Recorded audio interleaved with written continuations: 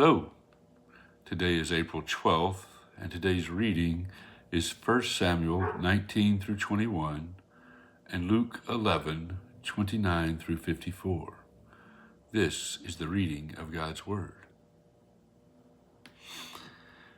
And Saul spoke to Jonathan his son and to all his servants that they should kill David. But Jonathan, Saul's son, delighted much in David. And Jonathan told David, Saul, my father, seeks to kill you. Therefore be on your guard in the morning. Stay in a secret place and hide yourself. And I will go out and stand beside my father in the field where you are. And I will speak to my father about you. And if I learn anything, I will tell you. And Jonathan spoke well of David to Saul his father, and said to him, Let not the king sin against his servant David, because he has not sinned against you, and because his deeds have brought good to you. For he took his life in his hand, and he struck down the Philistine, and the Lord worked a great salvation for all Israel. You saw it and rejoiced. Why then will you sin against innocent blood by killing David without cause? And Saul listened to the voice of Jonathan. Saul swore, As the Lord lives, he shall not be put to death. And Jonathan called David, and Jonathan reported to him all these things. And Jonathan brought David to Saul, and he was in his presence as before. And there was war again. And David went out and fought with the Philistines, and struck them with a great blow, so that they fled before him. Then a harmful spirit from the Lord came upon Saul, as he sat in his house with his spear in his hand, and David was playing the lyre. And Saul sought to pin David to the wall with his spear, but he eluded Saul, so that he struck the spear into the wall. And David fled and escaped that night.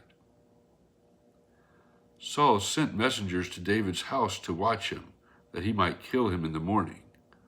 But Michal, David's wife, told him, If you do not escape with your life tonight, tomorrow you will be killed.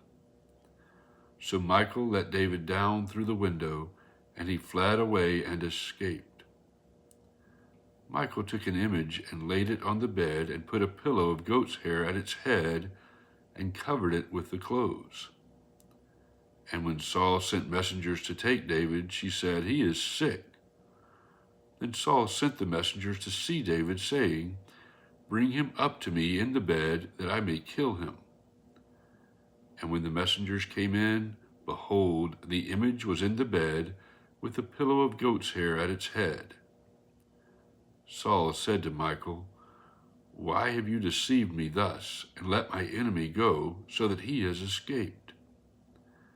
And Michal answered Saul, He said to me, Let me go, why should I kill you? Now David fled and escaped, and he came to Samuel at Ramah, and told him all that Saul had done to him. And he and Samuel went and lived at Naioth. And it was told Saul, Behold, David is at Naioth in Ramah. Then Saul sent messengers to take David. And when they saw the company of the prophets prophesying, and Samuel standing as head over them, the Spirit of God came upon the messengers of Saul, and they also prophesied. When it was told Saul, he sent other messengers, and they also prophesied. And Saul sent messengers again the third time, and they also prophesied. Then he himself went to Ramah, and came to the great well that is in Sechu. And he asked, Where are Samuel and David? And one said, Behold, they are at Naioth in Ramah. And he went there to Naioth in Ramah. And the Spirit of God came upon him also, and as he went, he prophesied until he came to Naioth in Ramah. And he too stripped off his clothes, and he too prophesied before Samuel, and lay naked all that day and all that night. Thus it is said, Is Saul among the prophets? Then David fled from Naioth in Ramah and came and said before Jonathan, What have I done? What is my guilt? And what is my sin before your father that he seeks my life? And he said to him, Far from it, you shall not die. Behold, my father does nothing either great or small without disclosing it to me. And why should my father hide this from me? It is not so. But David vowed again, saying, Your father knows well that I have found favor in your eyes, and he thinks, Do not let Jonathan know this, lest he be grieved. But truly, as the Lord lives and as your soul lives, there is but a step between me and death. Then Jonathan said to David, Whatever you say, I will do for you. David said to Jonathan, Behold, tomorrow is the new moon, and I should not fail to sit at table with the king. But let me go, that I may hide myself in the field till the third day at evening. If your father misses me at all, then say, David earnestly asked leave of me to run to Bethlehem, his city, for there is a yearly sacrifice there for all the clan. If he says good, it will be well with your servant. But if he is angry, then know that harm is determined by him.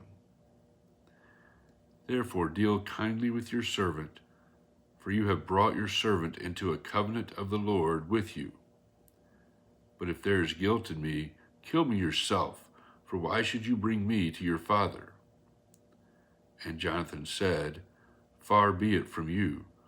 If I knew that it was determined by my father that harm should come to you, would I not tell you? Then David said to Jonathan, Who will tell me if your father answers you roughly? And Jonathan said to David, Come, let us go out into the field. So they both went out into the field. And Jonathan said to David, The Lord, the God of Israel, be witness. When I have sounded out my father, about this time tomorrow or the third day, behold, if he is well disposed toward David, shall I not then send and disclose it to you? But should it please my father to do you harm, the Lord do so to Jonathan, and more also, if I do not disclose it to you and send you away, that you may go in safety. May the Lord be with you, as he has been with my father. If I am still alive, show me the steadfast love of the Lord, that I may not die, and do not cut off your steadfast love from my house forever, when the Lord cuts off every one of the enemies of David from the face of the earth. And Jonathan made a covenant with the house of David, saying, May the Lord take vengeance on David's enemies. And Jonathan made David swear again by his love for him, for he loved him as he loved his own soul. Then Jonathan said to him, Tomorrow is the new moon, and you will be missed, because your seat will be empty. On the third day go down quickly to the place where you hid yourself when the matter was in hand, and remain beside the stone heap. And I will shoot 3 arrows to the side of it, as though I shot at a mark. And behold, I will send the boy, saying, Go, find the arrows. If I say to the boy, Look, the arrows are on this side of you, take them, then you are to come, for as the Lord lives, it is safe for you, and there is no danger. But if I say to the youth, Look, the arrows are beyond you, then go, for the Lord has sent you away. And as for the matter of which you and I have spoken, behold, the Lord is between you and me forever. So David hid himself in the field, and when the new moon came, the king sat down to eat food. The king sat on his seat, as at other times, on the seat by the wall. Jonathan sat opposite, and Abner sat by Saul's side, but David's place was empty. Yet Saul did not say anything that day, for he thought, "Something has happened to him. He is not clean. Surely he is not clean." But on the second day, the day after the new moon, David's place was empty. And Saul said to Jonathan his son, "Why has not the son of Jesse come to the meal, either yesterday or today?" Jonathan answered Saul, "David earnestly asked leave of me to go to Bethlehem. He said, 'Let me go, for our clan holds a sacrifice in the city, and my brother has commanded me to be there. So now, if I have found favor in your eyes, let me get away and see my brothers. For this reason he has not come to the king's table.'" Then Saul's anger was kindled against Jonathan, and he said to him, "You son of a perverse, rebellious woman, do I not know that you have chosen the son of Jesse to your own shame and to the shame of your mother's nakedness? For as long as the son of Jesse lives on the earth, neither you nor your kingdom shall be established. Therefore send and bring him to me, for he shall surely die." Then Jonathan answered Saul his father, "Why should he be put to death? What has he done?" But Saul hurled his spear at him to strike him. So Jonathan knew that his father was determined to put David to death. And Jonathan rose from the table in fierce anger and ate no food the second day of the month, for he was grieved for David, because his father had disgraced him. In the morning, Jonathan went out into the field to the appointment with David, and with him a little boy. And he said to his boy, "Run and find the arrows that I shoot." As the boy ran, he shot an arrow beyond him. And when the boy came to the place of the arrow that Jonathan had shot, Jonathan called out after the boy and said, "Is not the arrow beyond you?" And Jonathan called after the boy, "Hurry, be quick, do not stay." So Jonathan's boy gathered up the arrows and came to his master. But the boy knew nothing. Only Jonathan and David knew the matter. And Jonathan gave his weapons to his boy and said to him, "Go and carry them to the city." And as soon as the boy had gone, David rose from beside the stone heap and fell on his face to the ground and bowed 3 times. And they kissed one another and wept with one another, David weeping the most. Then Jonathan said to David, "Go in peace, because we have sworn both of us in the name of the Lord, saying, 'The Lord shall be between me and you, and between my offspring and your offspring forever.'" And he rose and departed, and Jonathan went into the city. Then David came to Nob, to Ahimelech the priest. And Ahimelech came to meet David, trembling, and said to him, "Why are you alone and no one with you?" And David said to Ahimelech the priest, "The king has charged me with a matter and said to me, 'Let no one know anything of the matter about which I send you and with which I have charged you. I have made an appointment with the young men for such and such a place. Now then, what do you have on hand? Give me 5 loaves of bread and whatever is here." And the priest answered David, "I have no common bread on hand, but there is holy bread, if the young men have kept themselves from women." And David answered the priest, "Truly, women have been kept from us as always when I go on an expedition. The vessels of the young men are holy even when it is an ordinary journey. How much more today will their vessels be holy?"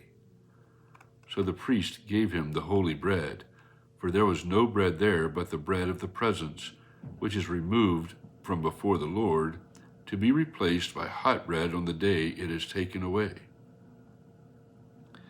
Now a certain man of the servants of Saul was there that day, detained before the Lord. His name was Doeg the Edomite, the chief of Saul's herdsmen. Then David said to Ahimelech, Then have you not here a spear or a sword at hand?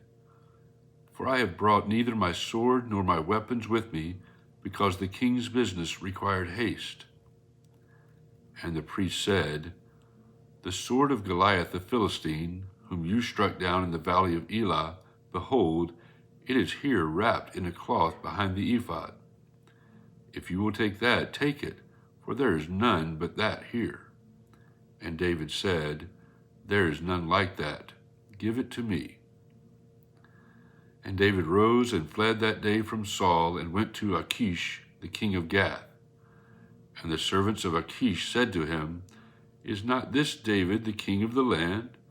Did they not sing to one another of him in dances? Saul has struck down his thousands, and David his 10,000s. And David took these words to heart and was much afraid of Achish, the king of Gath. So he changed his behavior before them and pretended to be insane in their hands and made marks on the doors of the gate and let his spittle run down his beard. Then Achish said to his servants, Behold, you see the man is mad. Why then have you brought him to me? Do I lack madmen that you have brought this fellow to behave as a madman in my presence? Shall this fellow come into my house?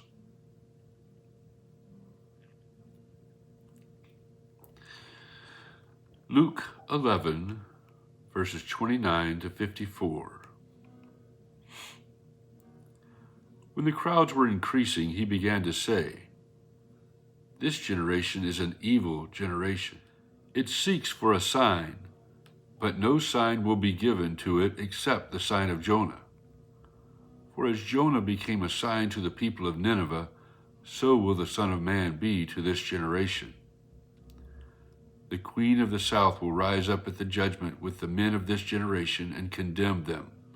For she came from the ends of the earth to hear the wisdom of Solomon, and behold, something greater than Solomon is here. The men of Nineveh will rise up at the judgment with this generation and condemn it, for they repented at the preaching of Jonah, and behold, something greater than Jonah is here. No one after lighting a lamp puts it in a cellar or under a basket, but on a stand, so that those who enter may see the light. Your eye is the lamp of your body. When your eye is healthy, your whole body is full of light, but when it is bad, your body is full of darkness. Therefore be careful lest the light in you be darkness. If then your whole body is full of light, having no part dark, it will be wholly bright, as when a lamp with its rays gives you light. While Jesus was speaking, a Pharisee asked him to dine with him, so he went in and reclined at table. The Pharisee was astonished to see that he did not first wash before dinner. And the Lord said to him, Now you Pharisees cleanse the outside of the cup and of the dish, but inside you are full of greed and wickedness. You fools! Did not he who made the outside make the inside also? But give as alms those things that are within, and behold, everything is clean for you. But woe to you, Pharisees, for you tithe mint and rue and every herb, and neglect justice and the love of God. These you ought to have done without neglecting the others. Woe to you, Pharisees, for you love the best seat in the synagogues and greetings in the marketplaces. Woe to you, for you are like unmarked graves, and people walk over them without knowing it. One of the lawyers answered him, Teacher, in saying these things you insult us also. And he said, Woe to you lawyers also, for you load people with burdens hard to bear, and you yourselves do not touch the burdens with one of your fingers. Woe to you, for you build the tombs of the prophets whom your fathers killed. So you are witnesses, and you consent to the deeds of your fathers, for they killed them, and you build their tombs. Therefore also the wisdom of God said, I will send them prophets and apostles, some of whom they will kill and persecute, so that the blood of all the prophets shed from the foundation of the world may be charged against this generation, from the blood of Abel to the blood of Zechariah, who perished between the altar and the sanctuary. Yes, I tell you, it will be required of this generation. Woe to you lawyers, for you have taken away the key of knowledge. You did not enter yourselves, and you hindered those who were entering. As he went away from there, the scribes and the Pharisees began to press him hard and to provoke him to speak about many things, lying in wait for him to catch him in something he might say.